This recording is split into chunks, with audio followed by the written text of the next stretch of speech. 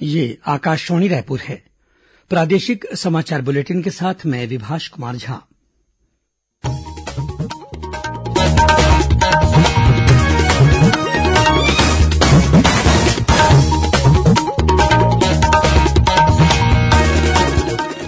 और अब पेश है आज के मुख्य समाचार। छत्तीसगढ़ में आज से उन सभी जिलों में बाजार, मॉल और शोरूम खोलने की अनुमति दे दी गई है जहां कोरोना संक्रमण की स्थिति में उल्लेखनीय सुधार हुआ है। मुख्यमंत्री ने कहा कि झीरम घाटी में शहीद हुए सभी बेगुनाह लोगों और घायलों को न्याय जरूर मिलेगा। झीरम श्रद्धांजलि दिवस पर राज्य के शासकीय और अर्द्वशासकीय कार्यालयों में शहीद नेताओं और जवानों को श्रद्धांजलि दी गई।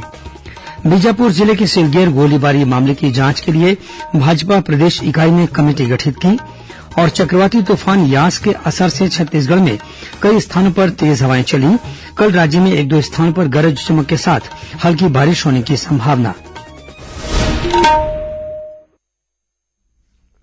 कोरोना संक्रमण में बढ़ोतरी जारी है। सभी श्रोताओं से अपील है कि लापरवाही न बरतें, सभी एहतियाती उपायों का पालन करें और 44 वर्ष से अधिक उम्र के जिन लोगों ने कोविड का पहला टीका लगवा लिया है, सही समय पर दूसरा टीका लगवाएं। 3 आसान उपायों का पालन करें और सुरक्षित रहें।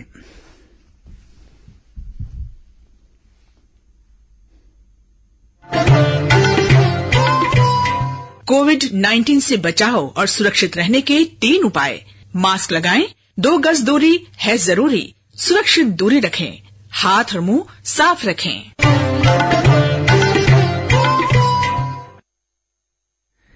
और अब समाचार विस्तार से। छत्तीसगढ़ में आज से उन सभी जिलों में बाजार, मॉल और शोरूम खोलने की अनुमति दे दी गई है जहां कोरोना संक्रमण की स्थिति में उल्लेखनीय सुधार हुआ है।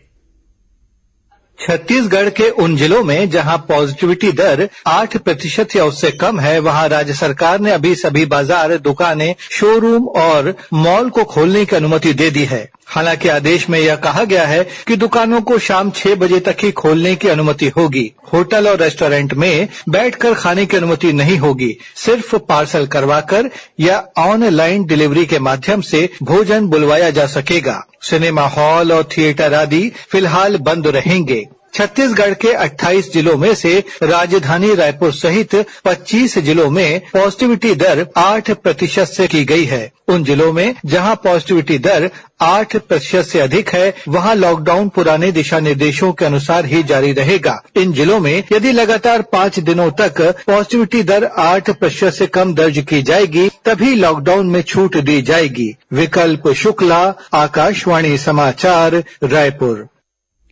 इस बीच बिलासपुर और रायगढ़ जिले में कुछ छूट के साथ लॉकडाउन को 31 मई तक के लिए बढ़ा दिया गया है।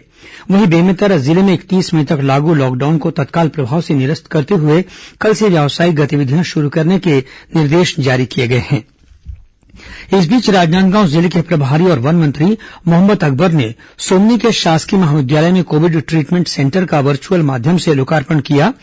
200 बिस्तरों वाले इस अस्पताल में ऑक्सीजन सुविधा वाले 100 बिस्तर उपलब्ध हैं। वहीं बलौदाबाजार में कृषि उपज मंडी के गोदाम को परिवर्तित कर 500 बिस्तरों वाला कोविड केयर अस्पताल बनाया गया है। इस कार्य के लिए जिला पंचायत बलौदाबाजार ने 20 लाख रुपए की सहायता राशि प्रदान की है।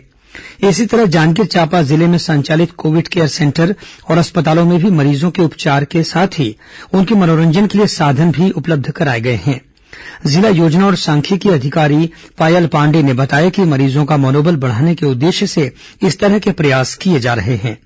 उधर कोंडागांव जिले के माकड़ी स्थित कोविड केयर सेंटर में मरीजों को मानसिक और शारीरिक स्वास्थ्य के लिए योग अभ्यास कराया जा रहा है।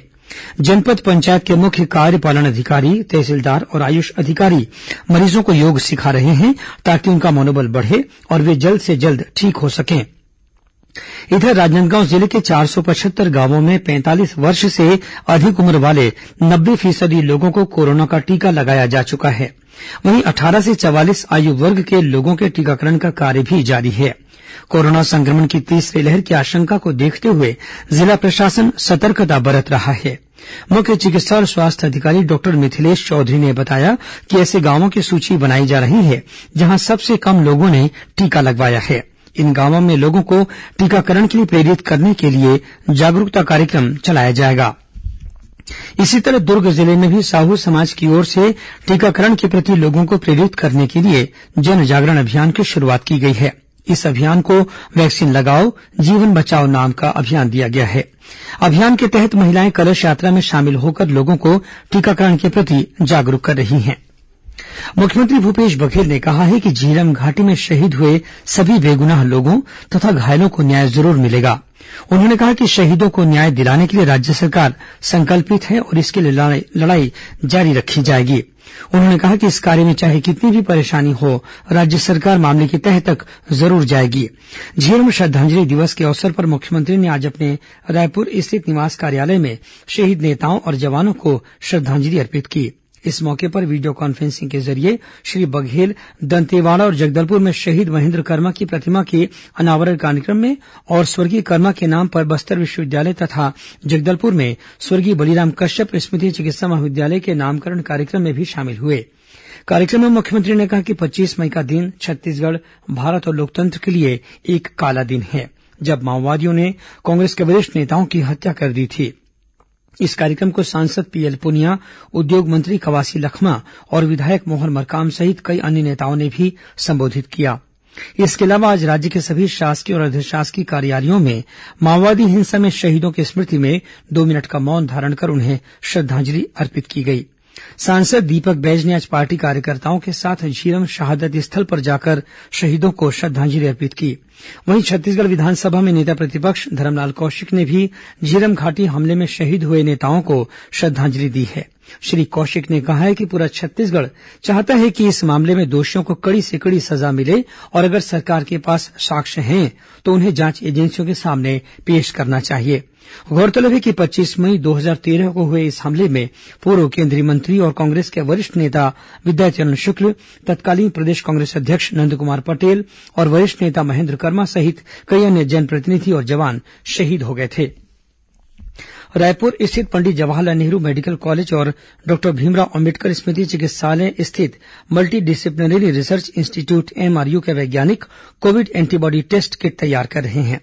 इसकी मदद से कोरोना वायरस के खिलाफ शरीर में बनने वाले न्यूट्रलाइजिंग एंटीबॉडी का आसानी से पता लगाया जा सकेगा। एमआरयू के प्रमुख रिसर्च वैज्ञानिक डॉक्टर जगन्नाथ पाल के नेतृत्व में तैयार किए जा रहे इस एंटीबॉडी पहचान किट के माध्यम से बेहद कम समय और किफायती दरों पर एंटीबॉडी का पता चल सकेगा। बीजापुर जिले के सिलगेरी में पिछले दिनों गोलीबारी में हुई ग्रामीणों की मौत के मामले की दंडाधिकारी जांच के लिए भाजपा की प्रदेश इकाई ने भी एक कमेटी गठित की है। इस कमेटी में शामिल सदस्य घटनास्थल पर जाकर और मृतकों के परिजनों से भेंट कर मामले की सच्चाई जानने की कोशिश करेंगे तथा 7 दिनों के भीतर संगठन को अपनी रिपोर्ट सौंपेंगे। इस कमेटी में सांसद दिनेश कश्यप के साथ किरण देव, महेश गागड़ा, लता उसेंडी, डॉक्टर सुभाव कश्यप और राजाराम तोड़ेम शामिल हैं। गौरतलब है कि इस मामले की दंडाधिकारी जांच के निर्देश भी दिए गए हैं। उधर जांजगीर चांपा जिले के आरक्षक पुष्पराज सिंह की मौत के मामले की दंडाधिकारी जांच शुरू हो गई है। अब तक 7 लोगों का बयान दर्ज किया जा चुका है। इस मामले में साक्ष्य जमा करने की आज अंतिम तिथि थी। कांकेर जिले के अंतागढ़ कोविड अस्पताल में अज्ञात कारणों से आग लग गई। घटना के समय अस्पताल में 40 मरीजों का इलाज चल रहा था, लेकिन सभी मरीज सुरक्षित हैं। इसी तरह जशपुर जिला चिकित्सालय में कोविड केयर सेंटर में भी शॉर्ट सर्किट की वजह से आग लग गई। जिला कलेक्टर महादेव कांवरे ने बताया कि इस घटना से ऑक्सीजन सप्लाई बाधित नहीं हुई है और सभी मरीज सुरक्षित हैं। इस अस्पताल में करीब 50 मरीजों का इलाज चल रहा है। प्रादेशिक समाचार आप आकाशवाणी रायपुर से सुन रहे हैं और अब आगे बढ़ते हैं बाकी के समाचारों की ओर। नारायणपुर जिले में सुरक्षा बलों ने 3 माओवादियों को गिरफ्तार करने में सफलता हासिल की है। माओवादी विरोधी अभियान के तहत सुरक्षा बलों की संयुक्त टीम ने कुकड़ाझोर थाना क्षेत्र के नीड़नार, मुरहेनार और कलमानार इलाके में घेराबंदी कर इन माओवादियों को गिरफ्तार किया। वहीं कांकेर जिले में ताड़ोकी थाना क्षेत्र के चिंगनार गांव में बीते 18 मई को अगवा किए गए ग्रामीण की माओवादियों ने हत्या कर दी है। आज इस ग्रामीण का शव बरामद किया गया है। नई दिल्ली में अखिल भारतीय आयुर्विज्ञान संस्थान एम्स के निदेशक डॉक्टर रणदीप गुलेरिया ने ब्लैक फंगस के लिए उसके सही नाम का इस्तेमाल करने की सलाह दी है। उन्होंने कहा है कि कोविड मरीजों में पाया गया फंगल संक्रमण ज्यादातर म्यूकोरमाइकोसिस है। उन्होंने कहा कि यह कोविड की तरह संचारी रोग नहीं है। म्यूकर जो है एक फंगस इन्फेक्शन है जो मेनली सॉइल में देखा जाता है, एनवायरमेंट में है और एक व्यक्ति से दूसरे व्यक्ति को वैसे नहीं फैलता है जैसे कोविड फैलता है। तो अगर एक व्यक्ति को म्यूकोरमाइकोसिस है वो और किसी व्यक्ति के साथ बैठा है तो ऐसा नहीं है कि उसको फंगल इन्फेक्शन उससे फैल जाएगा। दूसरा कि ये जो फंगल इन्फेक्शन है 90 to 95% जो पेशेंट्स हैं जिनमें पाया गया है उनमें या तो डायबिटीज है या साथ में स्टीरॉयड यूज किया गया है। जिन लोगों को डायबिटीज नहीं थी या जिन लोगों को स्टीरॉयड नहीं दिए गया उसमें ये बहुत रेयरली देखा गया है। एम्स के निदेशक डॉक्टर गुलेरिया ने ब्लैक फंगस के लक्षण और इससे बचाव के उपाय के बारे में भी विस्तार से बताया। नाक बंद हो जाना या नाक में क्रस्टिंग होना, नाक से कभी कभी खून आना या एक साइड में स्वेलिंग हो जाना, आंख के नीचे चेहरे पे स्वेलिंग हो जाना या एक साइड पे दर्द ज्यादा होना और सेंसेशन चेहरे पे कम हो जाना। अगर किसी को भी ऐसे लक्षण हो और जो हाई रिस्क ग्रुप में है यानी कि जिनको डायबिटीज है, जिनकी शुगर कंट्रोल नहीं है और स्टीरॉयड ले रहे हैं, उनको अपने डॉक्टर के साथ संपर्क करके अपना चेकअप कराना चाहिए। सिंपल टेस्ट है, नाक के एग्जामिनेशन, नेजल एंडोस्कोपी भी कर सकते हैं जिससे आप नाक के अंदर देख सकते हैं और वहां से स्वैब और बायोप्सी भी ले सकते हैं जिससे डायग्नोसिस भी हो सकता है और जल्दी ट्रीटमेंट शुरू करने से इसका आउटकम भी बेटर रहता है। वहीं राजनांदगांव जिले के छुई खदान स्थित गंडई के जनपद पंचायत, नगर पंचायत, कृषि उपज मंडी और पुलिस विभाग ने गंडई सामुदायिक स्वास्थ्य केंद्र को 4 ऑक्सीजन सिलेंडर प्रदान किए हैं। इधर रायपुर पुलिस द्वारा मास्क अभियान चलाने का निर्णय लिया गया है। रायपुर के वरिष्ठ पुलिस अधीक्षक अजय यादव ने बताया कि सभी नागरिक सार्वजनिक स्थलों पर मास्क का इस्तेमाल करें। यह सुनिश्चित करने के लिए जरूरी है कि जिनके पास मास्क नहीं है उन्हें मास्क उपलब्ध कराया जाए। उन्होंने बताया कि अभियान के तहत लोग अगर मास्क प्रदान करना चाहते हैं तो वे अतिरिक्त पुलिस अधीक्षक तारकेश्वर पटेल से संपर्क कर सकते हैं। वहीं मास्क वॉरियर्स के रूप में नामांकन के लिए कोतवाली थाना क्षेत्र की सीएसपी अंजनी वार्ष्णे से संपर्क किया जा सकता है। दुर्ग रेलवे स्टेशन पर भी जीआरपी और आरपीएफ के जवान यात्रियों को कोविड प्रोटोकॉल का पालन कराने के लिए लगातार सक्रियता के साथ काम कर रहे हैं। इधर जिला पंचायत मुंगेली के सभी सदस्यों ने कोरोना प्रभावितों की मदद के लिए अपने एक दिन का वेतन जमा कर करीब 85,000 रुपये की राशि मुख्यमंत्री सहायता कोष में जमा कराई है।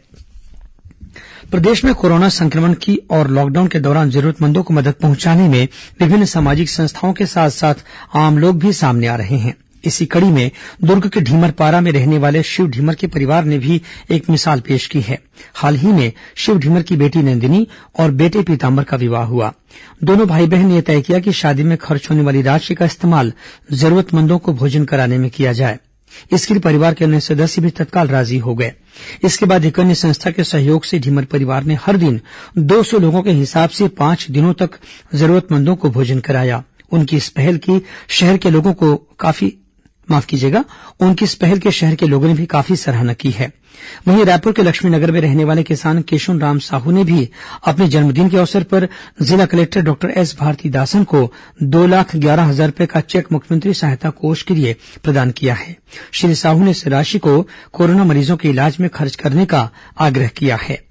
इसी तरह रायगढ़ की रहने वाली डॉक्टर दीपशा, जो इंग्लैंड में डॉक्टरी की पढ़ाई कर रही हैं, उन्होंने भी कोरोना संकट के इस दौर में अपनी मातृभूमि की सेवा करने की ठानी। उन्होंने क्राउड फंडिंग के जरिए राशि जुटाकर 50 ऑक्सीमीटर खरीदने की व्यवस्था की और इसे जिला कलेक्टर को कोरोना मरीजों के उपचार के लिए सौंप दिया। और पेश है मौसम का हाल। ओडिशा और बंगाल की खाड़ी में स्थित चक्रवाती तूफान यास का असर छत्तीसगढ़ के मौसम पर भी देखने को मिल रहा है। इसके असर से आज राजधानी रायपुर और महासमुंद सहित कई अन्य जिलों में तेज हवाएं चली और आसमान में बादल छाए। महासमुंद में जगह जगह पेड़ गिर गए और विद्युत आपूर्ति भी बाधित हुई। मौसम विभाग के अनुसार बंगाल की खाड़ी से आ रही नमी की वजह से कल राज्य के 1-2 स्थानों पर गरज चमक के साथ हल्की बारिश हो सकती है। वहीं तेज हवाएं भी चल सकती हैं। दक्षिण पश्चिम मानसून मालदीव कोमोरिन क्षेत्र के कुछ हिस्सों में आगे बढ़ गया है। मौसम विज्ञान केंद्र के मुताबिक फिलहाल दक्षिण पश्चिम मानसून के आगे बढ़ने के लिए स्थितियां अनुकूल बनी हुई हैं। आगामी 48 घंटों के दौरान मानसून पश्चिम मध्य बंगाल की खाड़ी और बंगाल के संपूर्ण दक्षिण पूर्व खाड़ी के कुछ हिस्सों में पहुंच जाएगा। इस बीच चक्रवात यास को देखते हुए सुरक्षा के मद्देनजर दक्षिण पूर्व मध्य रेलवे ने कई ट्रेनों को रद्द कर दिया है। रेल प्रशासन की ओर से जारी विज्ञप्ति के मुताबिक 29 मई को जोधपुर पुरी, 30 मई को पुरी सूरत स्पेशल और 28 मई को अहमदाबाद पुरी स्पेशल ट्रेन नहीं चलेगी।